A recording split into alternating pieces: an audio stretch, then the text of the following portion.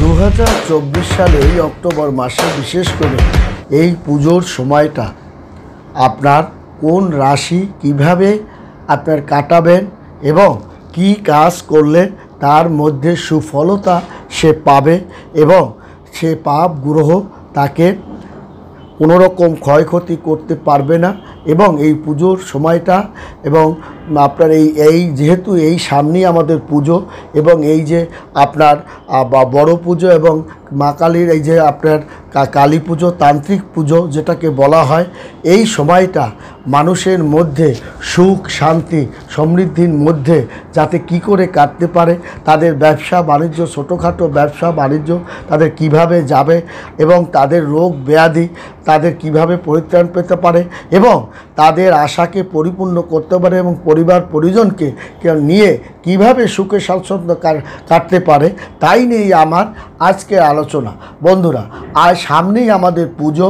এই পুজোর সময় আমরা কোন কোন রাশি কিভাবে কাটাবো এটা নিয়ে আজকে আমার এই আলোচনাটা। এবং 9 অক্টোবর থেকে আমরা জানি যে মায়ের আরাধনা এবং প্রকৃতির বন্দনায় এবং আপনার বিশ্ব বন্দনায় আমরা সবাই আবদ্ধ থাকব এবং বিশ্বের সুখ শান্তি বিরাজের জন্য, অশান্তি দূর করার জন্য, অসুরকে দমন করার জন্য এবং আপনার পাপগ্রহকে নাশ করার জন্য এবং অন্যায় অবিচারকে পায়ের নিচে পদদলিত করে আমরা এগিয়ে চলব, বিশেষ করে 12টা রাশির লোকই। এবং আমরা এটাই চাই, সবাই সুখ চাই, সবাই শান্তি চাই এবং যাতে করে আমরা সবাই একটা ছোটোখাটো চাকরি বাকরি এবং একটা ছোটোখাটো ব্যবসা বাণিজ্য এবং আমার যোগ্যতার অনুসারে কাজ বা চাকরি বাকরি যেন আমরা পাই। তাছাড়াও কর্মস্থলে আমরা যারা কাজবাজ করছি যেন আমাদের কোনো রকম বাধা বিঘ্নতা না আসে, কর্মে কোনো রকম আপনার আঘাত না আসে এবং আমাদের পিছনে কোনো প্রকার শত্রু যেন আমাদের না লাগে এবং আমরাও যেন কারোর ক্ষতি না করি এবং আপনার কুকুরে কামড় দিয়েছে বিধায় আমারও কামড় দিতে হবে, এই ধরনের টেন্ডেন্সি বা মানসিকতা আমাদের দূর রাখতে হবে। ধৈর্য ধরুন, অবশ্যই শান্তি ফিরে আসবে। ধৈর্য ধরুন, অবশ্যই সুখ শান্তি বিরাজ করবে।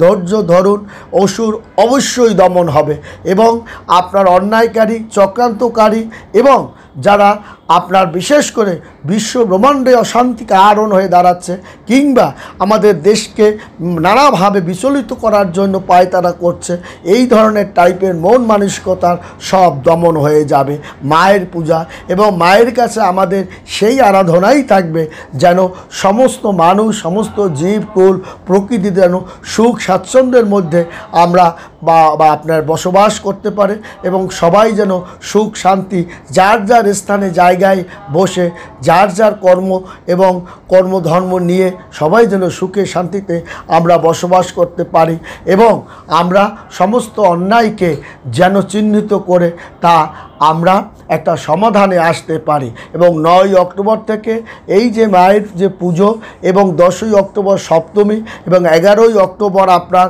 অষ্টমী, 12ই অক্টোবর আপনার নবমী, 13ই অক্টোবর পালিত হবে এবং বিজয় দশমী।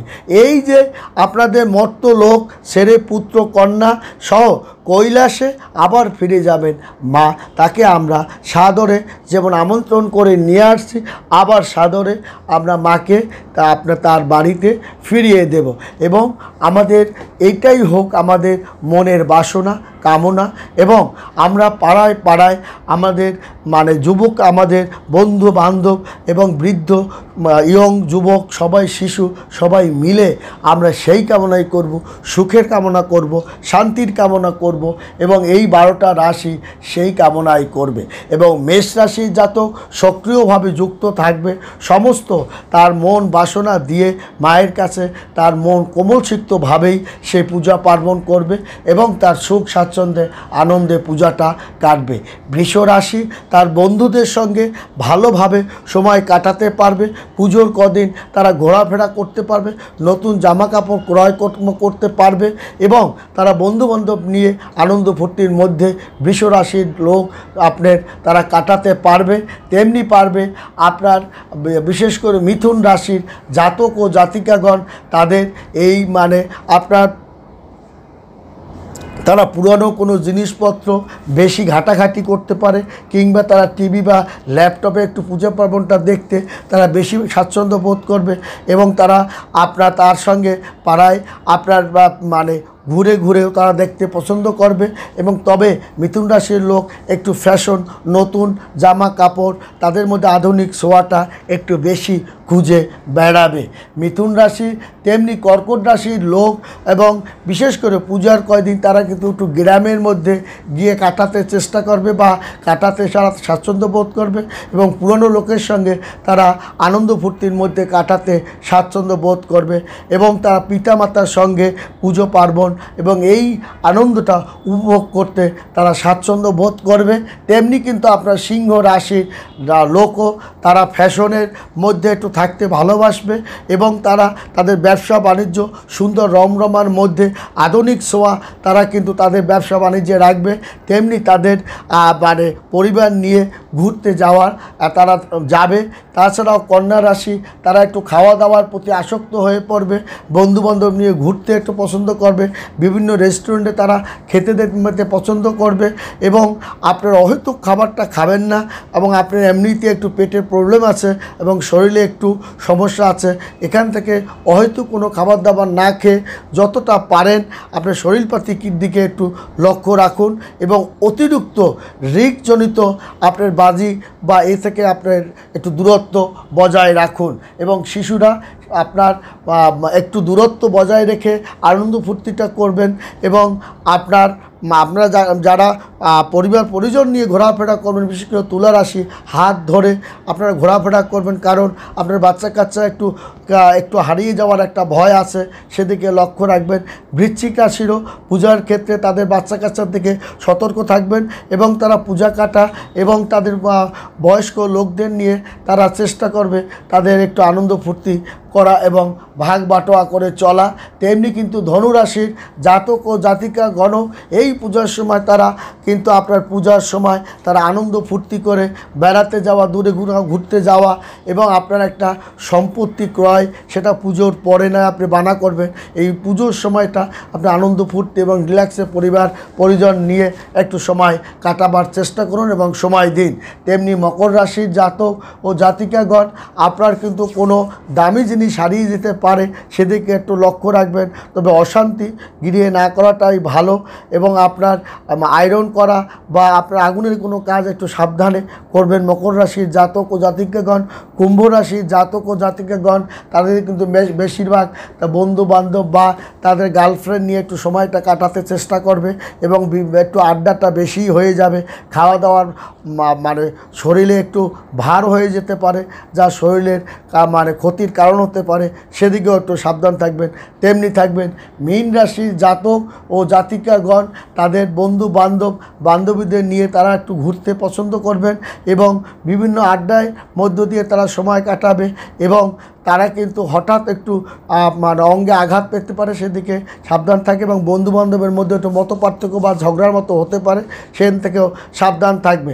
অর্থাৎ এই যে 12টা রাশি আপনার পুজোর এই সময়টা তারা কিন্তু একটা আনন্দ সুকুমার অবস্থানের মধ্য দিয়ে তারা কাটাবে এবং তারা ঘুরে ঘুরে পাড়া মহল্লা এবং সামাজিক কর্মকাণ্ডের সঙ্গে তারা মিশে গিয়ে তারা কিন্তু একটা আনন্দ উপভোগের মধ্যে তারা কাটাবে এবং ছোটোখাটো ব্যবসা বাণিজ্য যারা মানে আপনার আছে বা দিবেন, তারা আপনার একটু হিসাব নিকাশ করেই আপনার দিতে হবে এবং লক্ষ্য রাখতে হবে যেন যানজট না হয়, আপনার কোনো কারণে আপনার জনগণ যেন না হাঁটাচলা করতে কষ্ট না হয়। শিশুদের জন্য সেই আলাদা ব্যবস্থা রাখতে হবে, বৃদ্ধদের জন্য আলাদা ব্যবস্থা রেখে আপনাদের কাজকর্মগুলো করতে হবে এবং আপনার বিশেষ করে আপনার চিকিৎসার সব প্রাথমিক চিকিৎসার যে সরঞ্জাম এগুলো প্রতিটি মণ্ডপে রাখার চেষ্টা করবেন। অগ্নি নিবারণের জিনিসপত্র রাখারও আপনি নিবারণ রাখারও চেষ্টা করবেন এবং অহেতুক ঝগড়াঝাটি বিবাদটা আপনি এড়িয়ে চলার চেষ্টা করবেন এবং রাগ ক্রোধ ক্ষোভ এটা না রাখার চেষ্টা করবেন। আপনার সঙ্গে যদি কেউ রাগ অহেতুকভাবে আপনি বিবাদ করতেও চায়, আপনি এড়িয়ে যাওয়ার চেষ্টা করুন, শান্তভাবে চলার চেষ্টা করুন। আপনি নিজেও শান্ত থাকুন, অপরকেও শান্ত থাকার চেষ্টা করুন, কারণ মানে আপনার তৈরি থাকতে হবে পুজো মণ্ডপে বা কোনো জায়গায় একটু অশান্তি বা ঝগড়াঝাটি অকারণে হতে পারে, সেই জায়গাগুলোকে আপনার শান্তভাবে আপনার সুশৃঙ্খলভাবে সমাধান করার চেষ্টা করুন। কারোর গায়ে আঘাত দিবেন না, কারোকে রক্তপাত ঘটাবেন না, চেষ্টা করবেন শান্তভাবে হাসি মুখে সেটা সমাধান করার। তাতে যদি আপনার একটু ক্ষতিও হয়, সেই ক্ষতিটা যেন তাড়াতাড়ি সমাধান করে। এবং আপনার সবসময় ওষুধপত্র হাতের কাছে রাখতে হবে, যাতে করে বৃদ্ধ লোকরা কেউ আপনার অসুস্থ হয়ে পড়লে তার সঙ্গে সঙ্গে ট্রিটমেন্ট করতে পারেন, বা কেউ আঘাতপ্রাপ্ত হলে সঙ্গে সঙ্গে ট্রিটমেন্ট করতে পারেন। বাচ্চারা হারিয়ে গেলে সঙ্গে সঙ্গে মাইকিং করবেন, এবং বাচ্চাদের হাতে আপনার মোবাইল নাম্বারটা বিশেষ করে সেটা আপনার পকেটে কোনো জায়গায় তার দিয়ে দেবেন, যাতে করে তার মানে আরেকজন কেউ ভালো কোনো লোক পেলে ফোন করে আপনাকে জানাতে পারে। বন্ধুরা, ভালো থাকবেন, সুখে থাকবেন, এবং সবসময় মনে রাখবেন আইনের শাসনের দিকে লক্ষ্য রাখবেন, এবং আইনের লোকের প্রতি বিশ্বাস রাখবেন, এবং দেশকে ভালোবাসুন, আইনকে ভালোবাসুন, এবং আপনার পরিবার পরিজনকে ভালোবাসুন, পাড়া প্রতিবেশীকে ভালোবাসুন। এক পাড়ায় বহু লোক বসবাস করলে সবাই ভালো হয় না, এই কথাটাও মনে রাখবেন। কোনো খারাপ লোকও থাকতে পারে, ভালো লোকও থাকতে পারে, মধ্যম কোয়ালিটির লোকও থাকতে পারে, আবার ক্লিকবাজও থাকতে পারে। সবাইকে নিয়েই আমাদের চলতে হবে, এই কথাটা মনে রেখেই আপনারা চলবেন, এবং পুজোর কিছুদিন আপনারা কাটাবেন। ভালো থাকবেন, সুখে থাকবেন। ধন্যবাদ।